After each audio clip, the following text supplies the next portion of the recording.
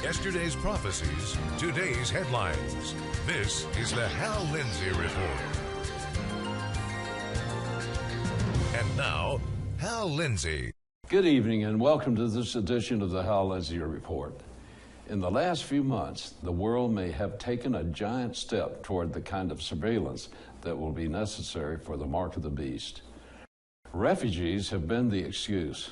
Forbes magazine reported that the United Nations High Commissioner for Refugees, UNHCR, has made the decision to use biometrics to track refugees displaced by war. Biometrics are big in the movies, but they are also very real. Biometrics are certain measurable physical traits unique to each individual. They include things like fingerprints and palm prints. Also, the shape of the ear and other facial features. Biometrics include the configuration of the iris and the eyeball. Also, 3D modeling of the blood vessels in the hands and fingers. With today's computers, each of these identifiers can be used with great accuracy. Some of them can be utilized in almost real time. Stephen Corliss is the Program and Management Support Director of the United Nations Refugee Agency. He explained that refugees depend on physical papers to prove their identification and give background information, but they leave home in such a hurry that they often leave their papers behind, or they lose their papers along the way, and officials at various checkpoints simply take their papers, then never return them to the refugee. Corliss said, the biometric identity management system uses advanced technology to secure and preserve the identity of the refugees from the time they register with the UNHCR until they find a solution by returning home, integrating in the country where they have found protection, or resettling in a new country. They say the tracking ends when the refugee has found protection or resettled in a new country. But don't you believe it? A complete personal profile takes only a small amount of computer memory. So keeping data makes sense as a simple matter of efficiency. Biometric identification data works best when it is prepared in advance. No one knows when or where the next refugee crisis might occur. That means they need to prepare for it by assembling a biometric data dossier on every human being on the planet. It's beginning to sound a little more prophetic, isn't it? The UN claims that it will not share the data with third parties or national governments, but that is the emptiest of promises. Once they have the data, they will do with it what they want. And in the long run, the UN may represent a bigger threat to liberty and privacy than any nation or third parties. The refugee crisis marks the beginning of this mass invasion of privacy. Fear of terrorism will push it along. More and more security officials feel they need to keep track of everyone. They want to know where everyone is located, the things that everyone buys, and who each person associates with. These are exactly the things the Antichrist will want to know. The United Nations is not alone in this effort. The World Bank is working along the same lines. On September 28, the World Bank released a report on how it is helping third world nations develop universal ID management systems. The document begins, official identification is more than the convenience, it is a fundamental human right. Doing this under the guise of human rights is amazing. 2 billion people in the world currently have no official ID. Like Caesar Augustus in the days of Jesus Christ, world leaders today know that to get everyone under their control and to be able to tax everyone, you need a detailed census. And today's leaders can do what Caesar never imagined. With biometrics, they can create the census, then electronically keep tabs on every individual. On this program, I recently discussed the UN's 2030 agenda. It's a list of 17 goals adopted unanimously by the United Nations General Assembly. But Section 16.9 is quite definite. It says, by 2030, provide legal identity for all, including birth registration. I don't know what the mark of the beast will be, but I have said for years that it would work in conjunction with something like fingerprints, palm prints, or by iris recognition. In recent years, facial recognition has become widespread and efficient. They are even developing a system of examining the blood vessels in the hand or fingers. It's no accident that almost everything on the list of biometrics identifiers is on or near the face or hand. The Bible says that the mark of the beast itself will be on the face, forehead with some people, and the hand with others. Revelation chapter 14, verses 9 and 10 says, "And another angel, a third one, followed them, saying with a loud voice, if anyone worships the beast and his image and receives a mark on his forehead or upon his hand, he also will drink of the wine of the wrath of God, which is mixed in full strength in the cup of his anger, and he will be tormented with fire and brimstone in the presence of the holy angels, in the presence of the Lamb." The mark of the beast isn't just a puzzle to be solved or an intellectual exercise. The wine of the wrath of God, mixed in full strength in the cup of his anger, is deadly serious.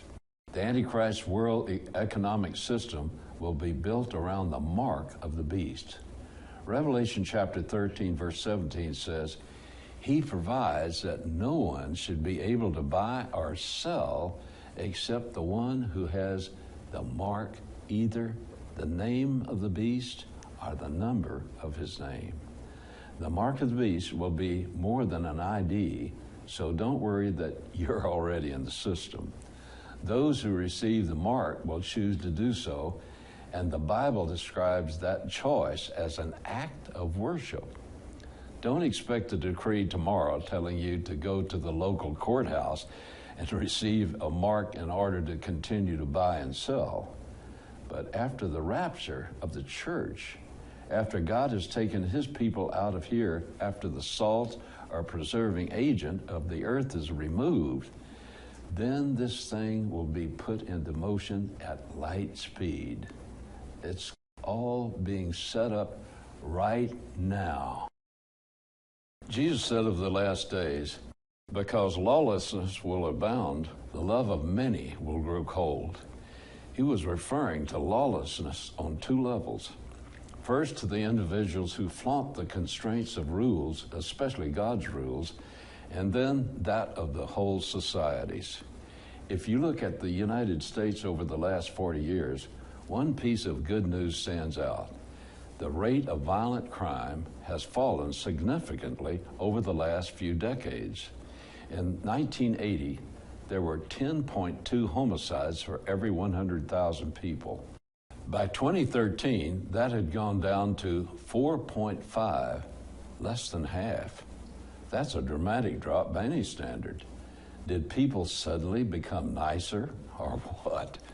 In 2004, the New York Times ran the headline, "Despite drop in crime, an increase in inmates."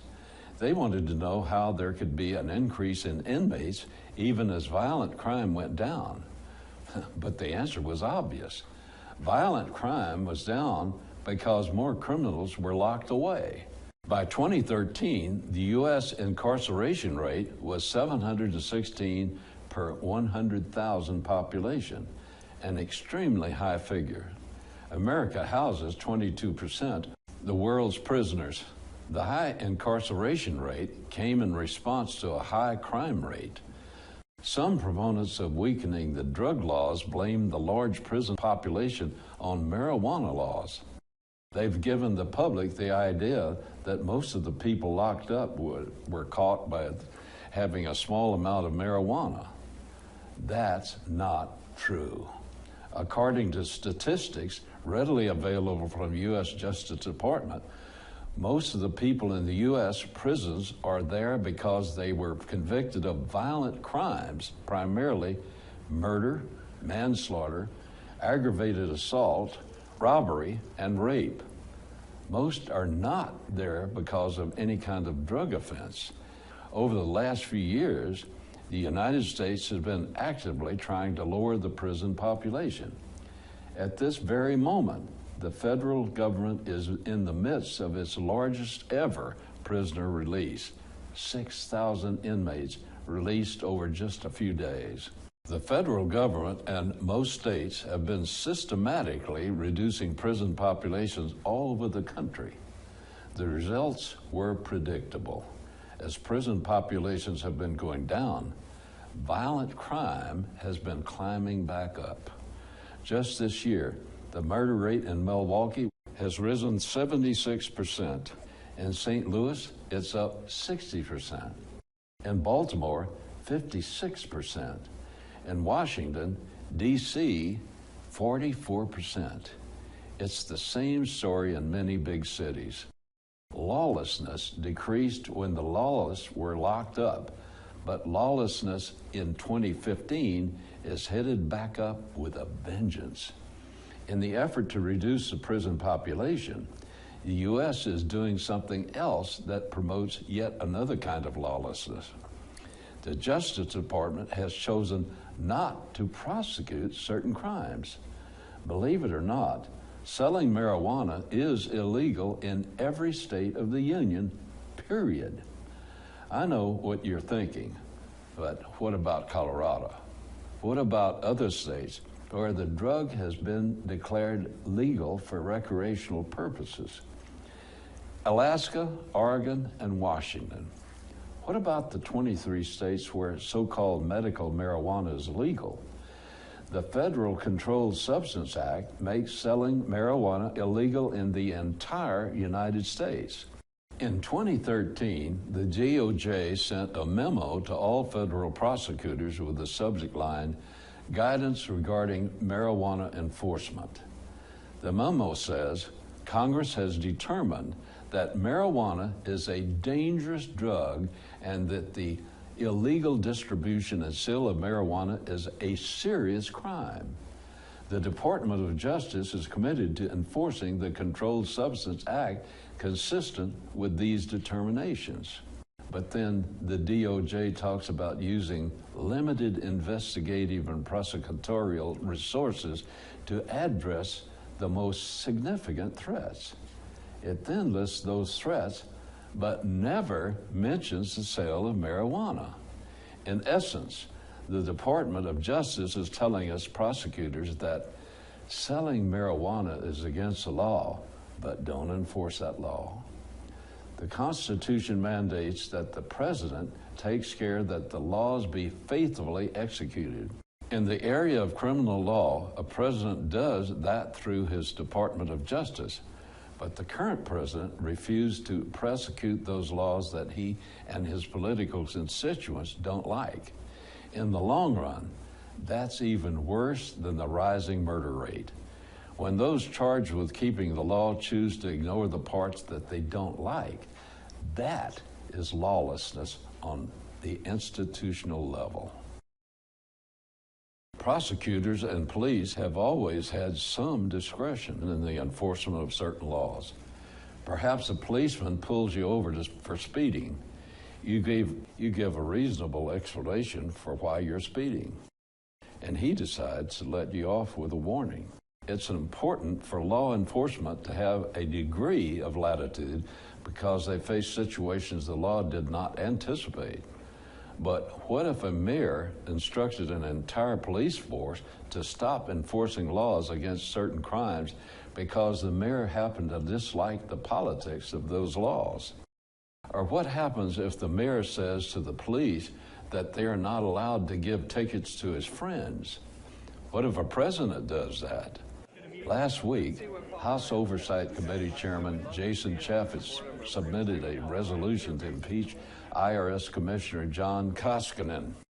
The new impeachment resolution says Commissioner Koskinen violated the public trust. He failed to comply with a congressional-issued subpoena. Documents were destroyed on his watch, and the public was consistently misled. On March 4th, 2014, Internal Revenue Service employees in Martinsburg, West Virginia, magnetically erased 422 backup tapes, destroying as many as 24,000 of Lois Lerner's emails responsive to the subpoena. The allegations go on for 60 pages. Even if the House votes to impeach, it's difficult to imagine the Senate voting to convict the commissioner. When a society gives such extraordinary power to an agency or individual, it must also demand extraordinary accountability. When the IRS seems to have exploited its power for political purposes, the fact must never be pushed under the rug. They must see the light of day. The nation has been in an uproar recently about a deputy serving as high school resource officer in South Carolina. A girl was disrupting class while on her cell phone. Her teacher asked her to put the phone away. She refused.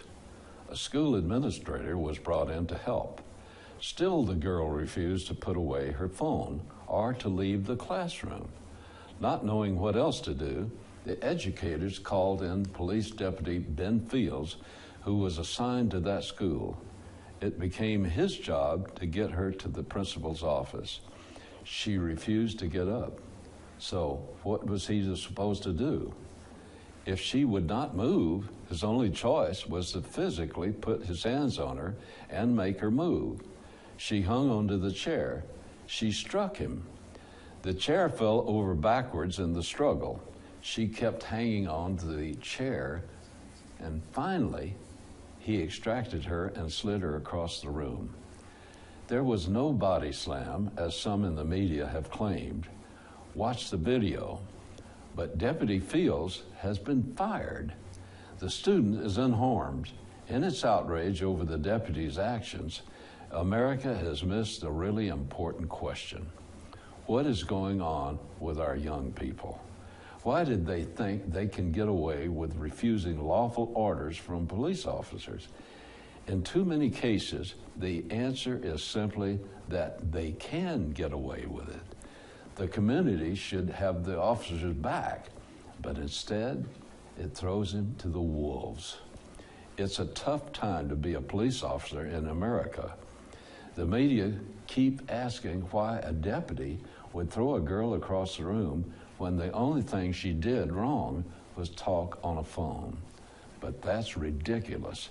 He did not throw her across the room, and all she had to do was put the phone away as her teacher and the administrator asked, and the deputy would never have been called.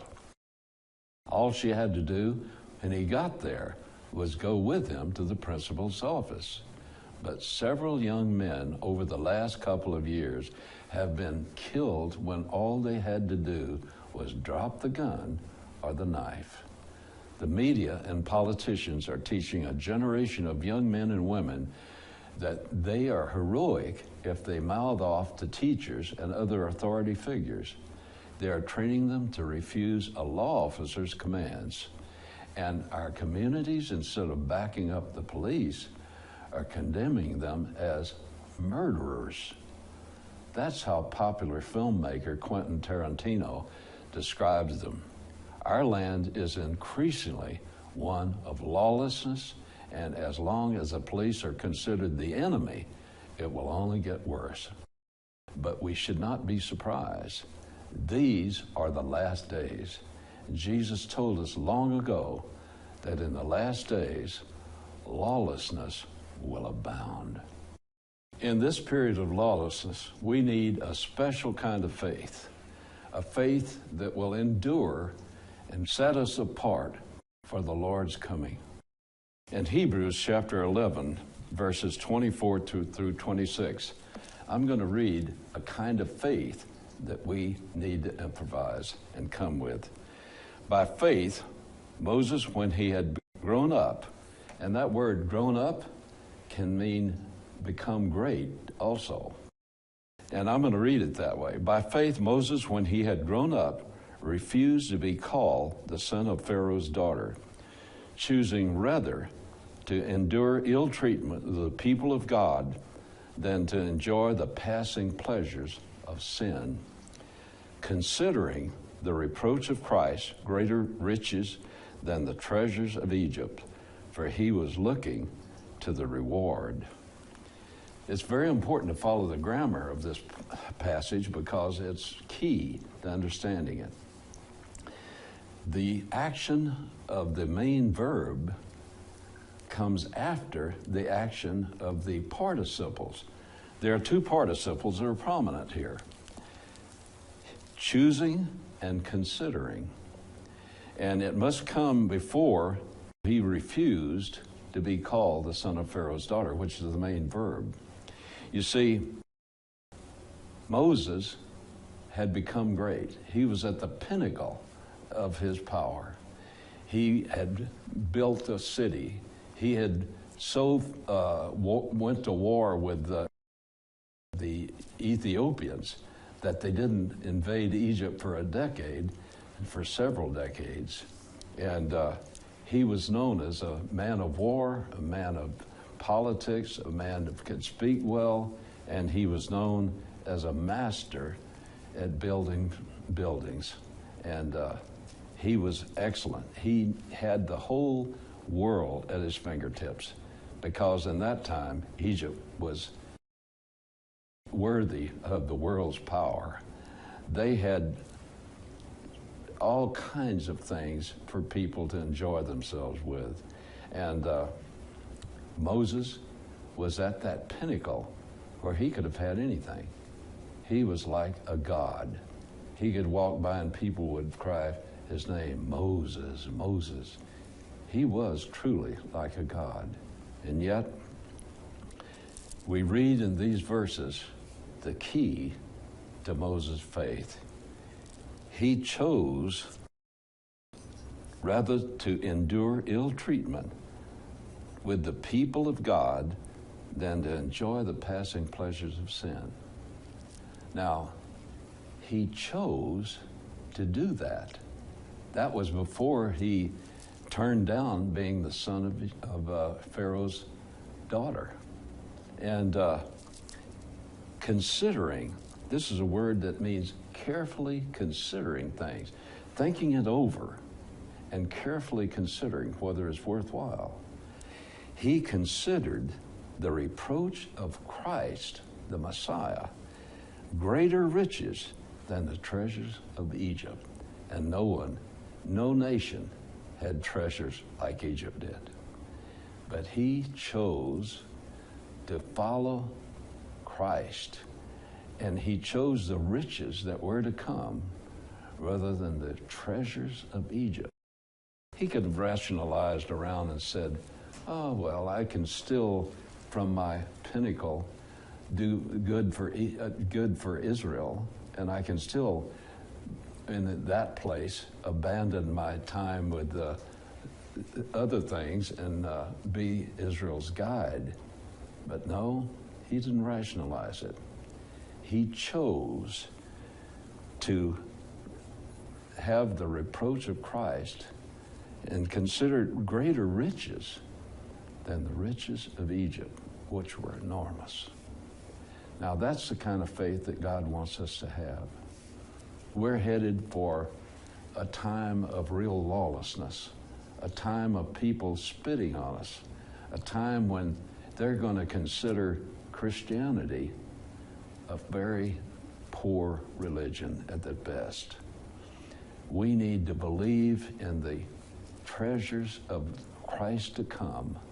We need to believe in the simplicity of believing in Jesus Christ and having a makeup that is ready to choose Christ at any moment that we have to.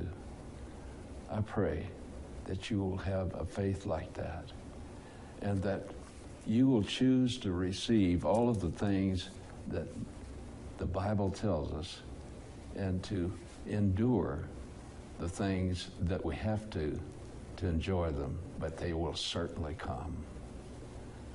God help you in having your best faith in view at this time when faith is absolutely necessary.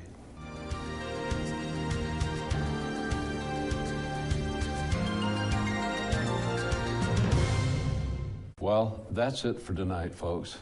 God willing, I'll see you next week.